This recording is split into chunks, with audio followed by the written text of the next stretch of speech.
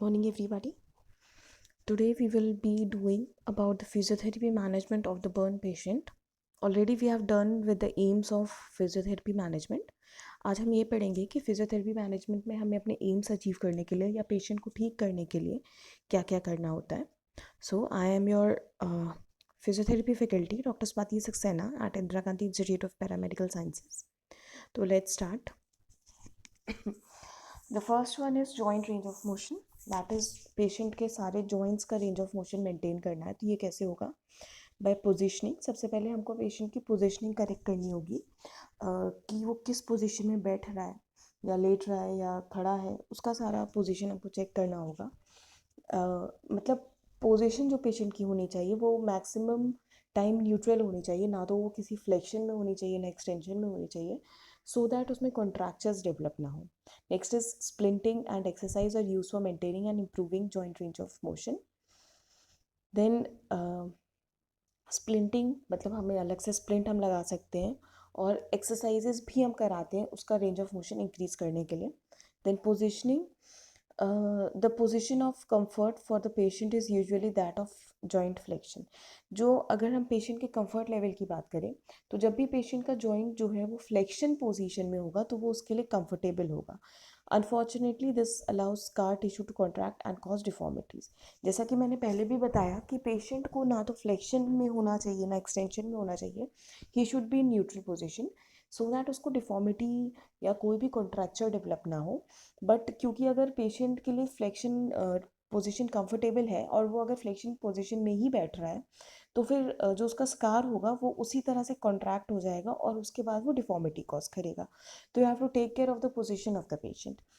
इसमें अब हम हेड एंड नेक की बात करें तो अ स्मॉल रोल, जैसे कि टॉवल का हम स्मॉल रोल बनाते हैं behind the neck and a pillow under the shoulders will help to maintain extension of the cervical spine. Head के नीचे हमको या तो टावल रोल रखना है या फिर पिलो रखना है.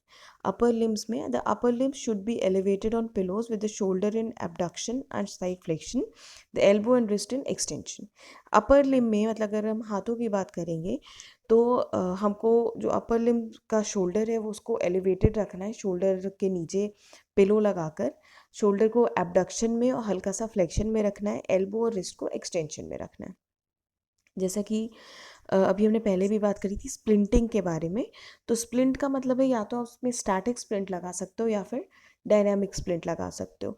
स्टैटिक स्प्लिंट हम इसलिए लगाते हैं अगर बहुत ज़्यादा सीवियर बर्न इंजरी और हम किसी भी जॉइंट पे बिल्कुल भी मूवमेंट नहीं चाहते हैं तो फिर हम स्टैटिक स्प्लिंट लगाते हैं. जैसा कि आप इस डायग्राम में भी देख सकते हो, ये जो पेशेंट है इसको स्टैटिक स्प्लिंट लगाया गया है हाथ में, अपर लिम में, और इसका हाथ पूरी तरह से स्टेबलाइज्ड है, ये चाहे भी तो भी इसको मूव नहीं कर सकता. और स्प्लिंटिंग मोस्टली रात में ज़रूरत होती है क्योंकि उस समय पेशेंट जो होता है वो सबकॉन्शियस स्टेट में होता है और सबकॉन्शियस स्टेट में पेशेंट किसी गलत पोजीशनिंग में ना चला जाए, इसलिए हम उसको रात में ज़्यादा स्प्लिंटिंग का ज़रूरत पड़ेगा. उसके बाद आता है डायनेमिक स्प्लिंटिंग. ये हम तब लगाते हैं जब पेशेंट बहुत सीवियर कंडीशन में नहीं है या एक सर्टेन एरिया में उसकी सीवियरिटी है कंडीशन की एंड बाकी के जॉइंट्स में हम उसका मूवमेंट चाहते हैं सो दैट बाकी के जॉइंट्स में इमोबिलाइजेशन की वजह से डिफॉर्मिटी या शॉर्टिंग ऑफ मसल ना हो. तो dynamic splints can permit control movement of various joints. अगर अब हमें डायनेमिक स्प्लिंट लगाना है तो उसके लिए हमें क्या क्या देखना है. First, the position has to be effective but necessarily the position of function. मतलब पोजीशन जो हो डायनेमिक स्प्लिंट लगाने की वो इफेक्टिव होनी चाहिए और पोजीशन ऑफ फंक्शन होनी चाहिए. मतलब उस पोजीशन में पेशेंट काम कर पाए, ऐसी पोजीशन नहीं होनी चाहिए जिसमें वो काम ना कर पाए. Then joints must not included unnecessary in the splints. जिस जॉइंट की ज़रूरत है सिर्फ वही जॉइंट जो स्प्लिंट में हमको बंद करके रखना है, उसी जॉइंट को हमको इमोबिलाइज करके रखना है और किसी जॉइंट को अननेसेसरीली इमोबिलाइज नहीं करना. Tight and circling must be avoided. Splints must be bandage और विनली. तो हमको बहुत टाइट एंड सर्कलिंग, ये टाइटली बैंड को नहीं लगाना है, कंफर्टेबल पोजीशन में होना चाहिए, कंफर्टेबल होना चाहिए. जैसे कि आप इस डायग्राम में भी देख सकते हो, ये सोते समय हमने लोअर लिम्ब में पेशेंट के लगा हुआ है. Then grafts and flaps must not be subjected to pressure for the splint material. अब पेशेंट को अगर ग्राफ्टिंग हुई है, अगर उसके ऊपर ऑलरेडी स्किन के फ्लैप्स या कुछ का लगा हुआ है इस तरह का, तो उसके ऊपर स्प्लिंट का प्रेशर नहीं पड़ना चाहिए. ये आप देख सकते हो, दिस इज़ द ग्राफ्टिंग। ये जो ग्राफ्टिंग करते हैं, फ्लैप करते हैं, मैंने लास्ट टाइम बताया था सर्जिकल ट्रीटमेंट में, ये उसी का है। इसके ऊपर प्रेशर नहीं पड़ना चाहिए। Next is bony prominences must be avoided where possible और require corresponding padding within the splint. Bony prominences जो है वो स्प्लिंट में नहीं दबने चाहिए। अगर वो दबेंगे तो फिर पेशेंट का स्किन पे डैमेज होने का, बोन पे डैमेज होने का, प्रेशर सोर्स बनने के चांसेस ज़्यादा रहेंगे। अगर ज़रूरत पड़े तो अंदर हम उसमें पैडिंग कर सकते हैं। पैडिंग का मतलब है अंदर हम स्पॉन्ज लगा सकते हैं या कुछ भी ऐसा मटेरियल लगा सकते हैं जिससे कि पेशेंट को कंफर्टेबल रहे। Nerve compression must be avoided. Nerve का कंप्रेशन नहीं होना चाहिए। हम पेशेंट को सही करना चाहते हैं, ऐसा स्प्लिंट नहीं होना चाहिए कि पेशेंट का जो नर्व है वही कंप्रेस हो जाए और पेशेंट के न्यूरल डिसफंक्शन डेवलप हो जाए। Correction and prevention of deformity is essential but so two is muscular activity. हमें डिफॉर्मिटी प्रिवेंट करनी है बट हमें मस्कुलर एक्टिविटी भी इंक्रीज करनी है और उसको मेंटेन भी रखना है। इसी वजह से हमें इंटरमिटेंट एंड डायनेमिक स्प्लिंटिंग का भी यूज़ करना चाहिए, सो दैट हम स्प्लिंट तो लगा रहे हैं उसका जॉइंट कॉन्ट्रैक्चर बचाने के लिए, बट क्योंकि पेशेंट इमोबिलाइज रहेगा स्प्लिंट में तो उसको मस्कुलर डिफॉर्मिटी होने के भी चांसेस हैं। तो हमको उसको भी प्रिवेंट करते हुए डायनेमिक और इंटरमिटेंट स्प्लिंटिंग का यूज़ करना चाहिए। इंटरमिटेंट स्प्लिंटिंग का मतलब है कुछ टाइम हमने स्प्लिंट लगाया, फिर कुछ टाइम के लिए नहीं लगाया, फिर जब हमको 4-5 घंटे बाद दोबारा रिक्वायरमेंट लगी तो हमने दोबारा लगाया। इसको हम बोलते हैं intermittent splinting. Next is our exercise. तो exercise aims to maintain and restore range of movement, strength, exercise tolerance and function. Exercise mainly हम इसलिए कराते हैं कि हमें पेशेंट का range of movement, range of motion बना के रखना है, उस पेशेंट का स्ट्रेंथ बना के रखना है, एक्सरसाइज टॉलरेंस बना के रखनी है। एक्सरसाइज टॉलरेंस का मतलब है पेशेंट में क्योंकि पेशेंट बहुत टाइम तक इमोबलाइज रहा है, तो अगर वो सडनली थोड़ा बहुत काम करेगा तो उसकी बॉडी उसको सपोर्ट नहीं करेगी, क्योंकि वो उस तरह से अपने आप को ढाल चुकी है, अपने आप को चेंज कर चुकी है। बट हम धीरे धीरे जब उसको एक्सरसाइज कराना शुरू करेंगे तो उसकी एरोबिक कैपेसिटी, उसकी कार्डियोवैस्कुलर कैपेसिटी, उसकी मसल्स की कैपेसिटी धीरे धीरे बढ़ेगी और वो एक्सरसाइज को लेकर टॉलरेंस क्रिएट करेगी। और हमें पेशेंट का फंक्शन भी बढ़ाना होता है, इसलिए हम एक्सरसाइजेज मेंटेन करते हैं। इस डायग्राम में आप देख सकते हो एक बर्न पेशेंट है, बच्चा है, उसके लोअर लिम्ब की किस तरह से एक्सरसाइज कराई जा रही है। ऑल्दो कितना ज़्यादा बर्न है but then too exercises are important. Then deconditioning and impaired physical condition is a common complication following burn injury due to the hypermetabolic response seen in severe burn couple with the effect of pain and prolonged bed rest. तो क्योंकि patient बहुत time तक bed rest पर है, patient बहुत time तक immobilised है, इसलिए डीकंडीशनिंग यानी कि पेशेंट की नॉर्मल जो कंडीशन है उसके मसल्स की, उसकी बॉडी की, उसकी कार्डियोवैस्कुलर सिस्टम की, वो ख़राब हो जाती है। और उसी को मेंटेन करने के लिए हम एक्सरसाइज कराते हैं, क्योंकि उसकी मेटाबॉलिक एक्टिविटीज़ भी रिड्यूस हो चुकी हैं अब। High metabolism and poor oral intake associated with severe burn injury exacerbate muscle wasting if there is no physical stimulus. अगर फिजिकली पेशेंट बिल्कुल भी मूव नहीं कर रहा है तो this will lead to muscle wasting, उसकी मसल्स खराब होने लगेंगी। इसीलिए हमको किसी भी तरह से पेशेंट को पैसिवली, एक्टिव असिस्टेडली या एक्टिवली अगर पॉसिबल है तो पेशेंट को एक्सरसाइजेस करानी है। It is common for burn patients to experience a reduction in exercise performance, tolerance, and strength due to prolonged intubation, prolonged bed rest, immobilization to protect new graft, and sedation, as well as poor awareness and compliances.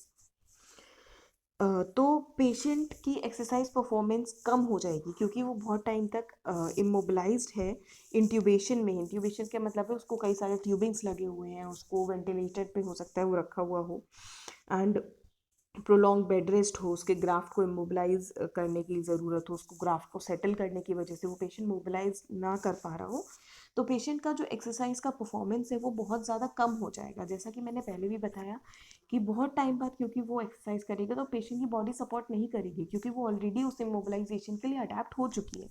But हम जब धीरे धीरे उसको कराना शुरू करेंगे तो फिर धीरे धीरे रिस्पॉन्सेज अच्छे आना शुरू होंगे। Other factors such as pain, slow wound healing, wound breakdown etcetera impacts active participation in exercise. क्योंकि पेशेंट को पेन होगा, उसके वूंड्स होंगे, उसके स्कार्स होंगे, उसकी वजह से पेशेंट एक्सरसाइज करने नहीं करेगा। But you have to motivate him to do exercises so that अभी का जो प्रॉब्लम है वो धीरे धीरे करके सॉल्व हो। Exercises can assist with oedema management. Exercise जो है वो एडिमा मैनेजमेंट यानी स्वेलिंग को भी रिड्यूस कर सकती है। इस डायग्राम में भी आप देख रहे हो पेशेंट को, अगेन एक चाइल्ड पेशेंट है, बर्न का पेशेंट है और उसके अपर लिम्ब की एक्सरसाइजेस कराई जा रही है और ये against the gravity, anti gravity position में है, तो ये एडिमा भी रिड्यूस करेगी। Splinting exercise need to be done in combination. Splinting और एक्सरसाइजेस साथ में की जा सकती हैं। देन रेंज ऑफ मूवमेंट की बात करें तो every joint should where possible be move through full range of movement each day and active exercise programme must be advise to achieve this. हमको कोशिश करना है कि जो पेशेंट है, बर्न का पेशेंट है, उसके हर जॉइंट का हम मूवमेंट कराएं और जितना ज़्यादा से ज़्यादा हो पाए उतना कराएं। As the days will pass धीरे धीरे उसका रेंज ऑफ मोशन इंक्रीज होगा।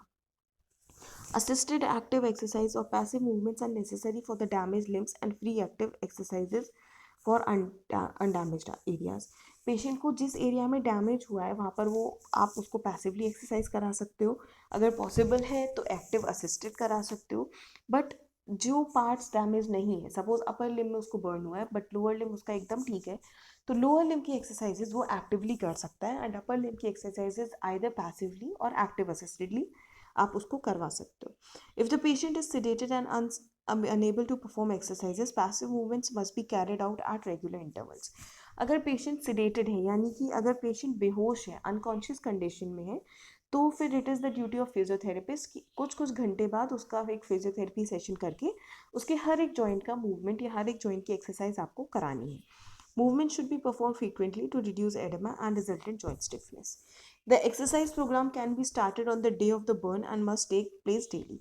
जो हमें पेशेंट का एक्सरसाइज प्रोग्राम स्टार्ट करना है वो right from the day of burn, जिस दिन पेशेंट को बर्न हुआ है उसकी फर्स्ट एड या उसका मेडिकल मैनेजमेंट, सर्जिकल मैनेजमेंट हो गया है, राइट फ्रॉम दैट डे हम उसकी एक्सरसाइजेस कराना शुरू करेंगे और काफ़ी लंबे समय तक, जब तक कि पेशेंट अपनी फंक्शनल एक्टिविटीज़ को रिगेन नहीं कर लेता है, अपनी नॉर्मल लाइफ को रिगेन नहीं कर लेता है, हमको तब तक उसकी फिजिकल एक्सरसाइजेस करानी है।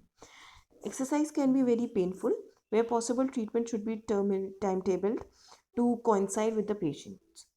पेशेंट की जो हम एक्सरसाइजेस कराएंगे वो बहुत ज़्यादा पेनफुल होगी और हमें उसको कोशिश करना है कि हम उसको कितना ज़्यादा पेन फ्री कर सकते हैं और पेशेंट के टाइम टेबल के हिसाब से हमको उसको एडजस्ट करना है so that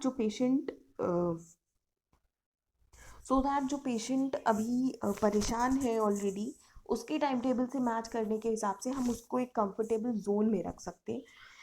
next is mobilisation और एम्बुलेशन। मोबिलाइजेशन और एम्बुलेशन का सीधा सीधा है। कॉमेंस मोबिलाइजेशन आईसीयू, मतलब अगर पेशेंट आईसीयू में है, उसको इंट्यूबेशंस लगा हुआ है, वेंटिलेटर पे हो सकता है, बट आपको उसको हल्का फुल्का मोबिलाइजेशन तब भी कराना है और तब से मोबिलाइजेशन स्टार्ट करके right from the first day हमको उसके लास्ट डे तक मोबिलाइजेशन कराते रहना है। Planning around dressing changes, surgery and sedation, उसकी किस तरह से ड्रेसिंग चेंज होगी, उसको सर्जरी के बाद किस तरह से मोबिलाइज कराना है, अगर पेशेंट सेडेटेड है यानी कि अनकॉन्शियस है, बेहोश है, उस टाइम में हमें उसको कैसे मोबिलाइज या एम्बुलेट करना है, ये सारा चीज़ें हमको प्लान करनी है क्योंकि हमको ये सब पेशेंट पे कराना है। Combine breathing exercises with mobility, patient को ब्रीदिंग एक्सरसाइज भी करानी है मोबिलिटी के साथ में क्योंकि because of long time immobilisation या बेड रेस्ट पेशेंट की कार्डियोवेस्कुलर एक्टिविटी कम हो जाएगी, उसकी लंग कैपेसिटी कम हो जाएगी, उसके हार्ट पंपिंग कैपेसिटी पहले से कम हो जाएगी, तो हमको ब्रीदिंग एक्सरसाइजेस भी करानी है। Frequency of mobilisation is dependent on wound location, wound size that is total burn surface area TBSA and amount of oedema. Patient को किस तरह से मोबिलाइज कराना है, कितना ज़्यादा मोबिलाइज कराना है, ये डिपेंड करता है कि पेशेंट को कहाँ पर वुंड हुआ है, कितना ज़्यादा वुंड हुआ है और उसके एडमा का साइज़ कितना है, कितना स्वेलिंग हुआ है पेशेंट को। Next, only consider wheel chairs and walking aids when normal walking is not yet possible. या तो हम पेशेंट को वॉकिंग व्हील चेयर से मोबिलाइज कराएंगे या फिर वॉकिंग एड्स के साथ कराएंगे, बट जब तक ये पेशेंट पूरी तरह से अपना बैलेंस रिगेन नहीं कर लेता है, अपना पूरी तरह से मस्कुलर एक्टिविटी रिगेन नहीं कर लेता है, उस पेशेंट को हम विदाउट सपोर्ट वॉक नहीं कराएंगे क्योंकि तब उसके ये गिरने के चांसेस ज़्यादा होंगे और अगर वो पेशेंट गिरता है तो ऑलरेडी वो पेशेंट बहुत ज़्यादा प्रॉब्लम में है और गिरने के बाद उसका प्रॉब्लम और ज़्यादा बढ़ जाएगा। जैसा कि आप इस डायग्राम में देख सकते हो, पेशेंट 2 फिजियोथेरेपिस्ट की हेल्प से वॉक कर रहा है एंड वो अनसपोर्टेड वॉकिंग में नहीं है, उसका पूरा बैंडेजिंग है, पेशेंट बर्न पेशेंट है, पूरी बॉडी पर उसकी बैंडेजिंग है, बट देन टू उसकी एक्सरसाइज, उसकी मोबिलाइजेशन, उसका एम्बुलेशन चल रहा है। सेकेंड, आप ये देख सकते हो, ये मोबिलाइजेशन टेक्निक है जो उसके लोअर लिम्ब पर अप्लाई की जा रही है। थर्ड में आप देख सकते हो कि पेशेंट को एक पैरेलल बार पे with the support of physiotherapist walk कराया जा रहा है, and he is also the burn patient. Next is functional retraining. Encourage independence and activities of daily activity living functional as soon as possible. Patient को जितना ज़्यादा हो सके, जितना जल्दी हो सके, हमको उसकी फंक्शनल रीट्रेनिंग करनी है सो दैट पेशेंट अपनी नॉर्मल इंडिपेंडेंट लाइफ में वापस जा पाए. Aim for full independence rehabilitation. Only use adaptive devices for early success for the patient and wean off as soon as possible. शुरू में हमको उसके लिए अडेप्टिव डिवाइसेस चाहिए होंगे, बट हमें कोशिश ये करनी है कि वो अडेप्टिव डिवाइसेस पे कम से कम रिलायबल रहे. जितनी जल्दी हो सके हमको उस अडेप्टिव डिवाइस से उसकी आदत हटानी है. Incorporate exercise into the patients daily routine. Patient के डेली रूटीन में हमको इनकॉर्पोरेशन, अपनी एक्सरसाइज को इनकॉर्पोरेट करना है. जैसा कि आप इस डायग्राम में देख रहे हो, स्क्रू खोलना है, बार बार स्क्रू बंद करना है. क्यों? क्योंकि उसके ये जो माइनर एक्शन है फिंगर के, इसको हमको दोबारा से मेंटेन करना है. तो पेशेंट अगर सही होकर घर चला जाता है तो उसको हमको ऐसा एक्सरसाइज प्रोटोकॉल देना है जो उसकी डेली एक्टिविटीज़ में इनकॉपरेट हो पाए, इनबिल्ट हो पाए. मतलब पेशेंट बैठे बैठे ये काम कर सकता है सो दैट उसके फिंगर की फाइन मूवमेंट्स प्रॉपर हो जाए. Then incorporate specific exercises as indicated. Example, proprioception, balance and plyometrics. उसके proprioception increase हो, उसका balance increase हो, इसके लिए हमको उसको कुछ specific exercises देनी है जो कि functional activities से related होंगी. जैसे बार बार पेन उठाना, पेन को रखना, स्क्रू खोलना, बार बार स्क्रू बंद करना, ये सारी एक्सरसाइजेज. या जैसा कि आप इसमें भी देख सकते हो, पेशेंट का movement from sympathy. Then patient अपने आप खाना खा रहा है, इसमें पेशेंट अपने आप उठने की कोशिश कर रहा है, पेशेंट को विद सपोर्ट उठाया जा रहा है. तो ये उसकी डेली फिजिकल एक्टिविटीज़ हैं, एंड यही करते करते पेशेंट अपनी नॉर्मल लाइफ को रिगेन करेगा. Aim to return to work, support sports, school, pre morbid activities as early as possible. कोशिश हमारी ये होनी चाहिए कि पेशेंट जितना जल्दी अपनी नॉर्मल लाइफ में वापस जा पाए, either to work, either to sport, either to school, उसकी नॉर्मल इंडिपेंडेंट लाइफ जितना जल्दी से जल्दी हम उसको वापस कर पाएँ. Next is strength. The principle of strength training after burn injury are no different to strength training followed other injuries. Example, musculoskeletal injuries. जैसा कि हम नॉर्मल कोई भी हमारे पास मस्कुलोस्केलेटल या ऑर्थोपेडिक पेशेंट आता है, उसमें जिस तरह से हम स्ट्रेंथनिंग कराते हैं, सेम उसी तरह से हमको बर्न पेशेंट में स्ट्रेंथनिंग करानी है. बस थोड़ा सा ये प्रिकॉशन लेना है कि हम उसके जो डैमेज्ड पार्ट है उसको और ज़्यादा डैमेज ना करें, specially skin. Then anti-gravity functional exercises should be used as soon as possible. Anti gravity यानी अगेंस्ट द ग्रेविटी एक्सरसाइजेस हम जितना जल्दी करा पाए उतना जल्दी हमको कराना है. जैसा कि इस डायग्राम में अपर लिम्ब का एंटी ग्रेविटी मूवमेंट कराया जा रहा है. Use the patient's own body weight as resistance. Patient को हम अलग से वेट प्रोवाइड करने से पहले शुरुआत के टाइम में उसके खुद के बॉडी वेट को रेजिस्टेंस की तरह यूज़ करेंगे. Then resistance can also be created by such adjustment such as theraband से भी हम कर सकते हैं, थेराफोम से कर सकते हैं, देन फ्री वेट से कर सकते हैं, डंबल से कर सकते हैं, जैसा कि आप इस डायग्राम में चेक कर रहे हो. Then bed exercises can be used when the patient is unable to perform other more effective strengthening exercises.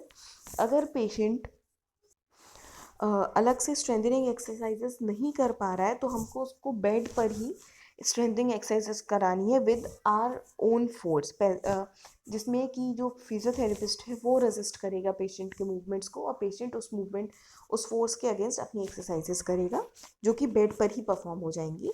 ये भी एक टाइप का स्ट्रेंथनिंग एक्सरसाइज होगा या रेजिस्टिव एक्सरसाइजेज होगा. तो रेजिस्टिव स्ट्रेंथनिंग एक्सरसाइजेज मैंने अभी जैसा बताया आपको डायग्राम में कि आप डंबल से कर सकते हो, थेराबैंड से कर सकते हो, वेट कफ से कर सकते हो. ये आप पेशेंट को प्रोप्रियोसेप्शन प्रॉपर कराने के लिए, उसकी हैंड ग्रिप प्रॉपर कराने के लिए उसको सेम प्रॉपर मटेरियल देके, स्माइली बॉल्स जैसे कि देकर आप उसको हैंड की ग्रिपिंग कंट्रोल करा सकते. देन लास्ट और comes the skin care. Patient को क्योंकि ऑलरेडी बहुत ज़्यादा प्रॉब्लम है, मस्कुलर है, सारा प्रॉब्लम है उसको, but the main problem is कि बर्न में पेशेंट की स्किन को बहुत ज़्यादा डैमेज हो जाता है, and because skin is the outermost covering of your body, and skin ही ऐसी चीज़ है जो हमको मैक्सिमम चीज़ों से प्रोटेक्ट करके रखती है, तो skin care is very important. A burn can impair the thermo regulation of the skin temporarily और परमानेंटली. स्किन के पास एक पावर होती है थर्मो रेगुलेशन की, मतलब वो टेम्परेचर को, हमारी बॉडी के टेम्परेचर को कंट्रोल करके रखती है. अगर सर्दी का मौसम होता है तो हमारी बॉडी, हमारी स्किन हमारी बॉडी को गर्म रखती है. अगर गर्मी का मौसम है तो बाय स्वेटिंग हमारी बॉडी को वो कूल डाउन रखती है, ठंडा रखती है. तो बर्न के बाद पॉसिबिलिटी है कि जो पेशेंट की स्किन का थर्मो रेगुलेशन का पावर है वो कम हो जाए या ख़त्म हो जाए टेम्परेरीली या permanently. The skin loses its ability to sweat or heat up and naturally moisturizes skin from sebaceous glands producing oil. Patient की स्किन जो होगी वो अपने आप को दोबारा अपने आप ठंडा नहीं कर सकती है, स्वेटिंग नहीं कर सकती है, दोबारा अपने आप को गर्म नहीं कर सकती है, स्किन को मॉइस्चराइज नहीं रख सकती है. इसलिए हमको ये सब चीज़ें उसको बाहर से प्रोवाइड करानी पड़ेंगी, आर्टिफिशियली करनी पड़ेंगी. Therefore, skin hydration needs to be replaced by applying regular moisturizer and controlling the environment temperature. हमको एनवायरमेंटल टेम्परेचर का बहुत ज़्यादा ध्यान रखना है.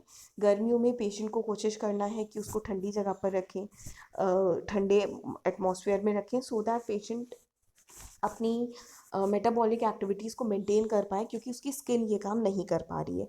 हमको स्किन पे मॉइस्चराइजर्स अप्लाई करने, हाइड्रेट रखना है स्किन को. Then there is also a greater risk of developing skin cancer as the UV barrier function can also be impaired, damaged during a burn, and risk of skin discoloration with skin exposure. Skin को हमें covered रखना है, उसको हमको इस तरह से उसको मेडिकेट करना है कि पेशेंट का, क्योंकि स्किन खराब हुआ है तो उसका जो यूवी बैरियर, अल्ट्रावायलेट रेस का जो बैरियर है स्किन का, वो भी ख़त्म हो जाता है, तो स्किन कैंसर होने के चांसेस बढ़ जाते हैं.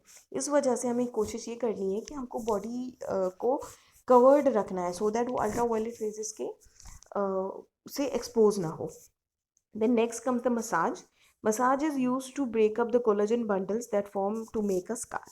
पेशेंट क्योंकि इमोबलाइज रहा है, उसको कई सारे स्कार्स हुए हैं, कई सारे वूंड्स हुए हैं, तो उसके बाद हो सकता है कि उसको वहाँ पर स्कार फॉर्मेशन हो जाए, तो उसको प्रिवेंट करने के लिए massage is important. The aim is to soften and the skin, prevents adhesion and decrease pruritus as well as stretches the skin scar tissues.